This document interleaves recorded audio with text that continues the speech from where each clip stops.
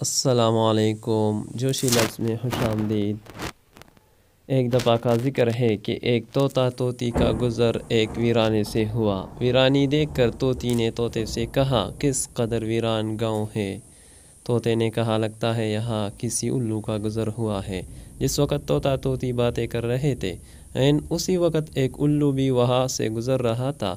اس نے طوطے کی بات سنی اور وہاں رک کر ان سے مخاطب ہو کر بولا، تم لوگ اس گاؤں میں مسافر لگتے ہو، آج رات تم لوگ میرے مہمان بن جاؤ، میرے ساتھ کھانا کھاؤ۔ الو کی محبت بری دعوت سے طوطا کا جوڑا انکار نہ کر سکا اور انہوں نے الو کی دعوت قبول کر لی۔ کھانا کھا کر جب انہوں نے رخصت ہونے کی اجازت چاہی تو الو نے طوطی کا ہاتھ پکڑ لیا اور کہا، تم کہاں جا رہی ہو؟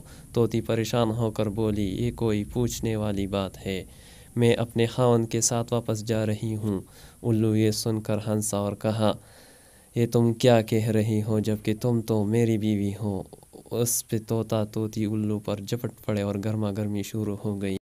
دونوں میں جب بحث و تکرار زیادہ بڑھی تو الو نے طوطے کے سامنے ایک تجویز پیش کرتے ہوئے کہا، ایسا کرتے ہیں، ہم تینوں عدالت چلتے ہیں اور اپنا مقدمہ قاضی کے سامنے پیش کرتے ہیں، قاضی جو فیصلہ کرے وہ ہمیں قبول ہوگا۔ الو کی تجویز پر طوطا اور طوطی مان گئے اور تینوں قاضی کی عدالت میں پیش ہو گئے۔ قاضی نے دلائل کی روشنی میں الو کے حق میں فیصلہ دے کر عدالت برخاست کر دی۔ طوطا اس بے انصافی پر روتا ہوا چل دیا۔ الو نے اسے آواز دی، بھائی اکیلے کہاں جاتے ہو؟ اپنی بیوی کو تو ساتھ لیتے جاؤ۔ طوطے نے حیرانی سے الو کی طرف دیکھا اور بولا، اب کیوں میرے زخموں پر نمک چھڑکتے ہو؟ یہ اب میری بیوی کہاں ہے؟ عدالت نے تو اسے تمہاری بیوی قرار دے دیا ہے۔ الو طوطے کی بات سن کر نرمی سے بولا، نہیں دوست، یہ طوطی میری نہیں بلکہ تمہاری ہی بیوی ہے۔ میں تمہیں صرف یہ بتانا چاہتا تھا کہ بستیاں الو ویران نہیں کرتے، بستیاں تب ویران ہوتی ہے جب ان سے انصاف اٹھ جاتا ہے۔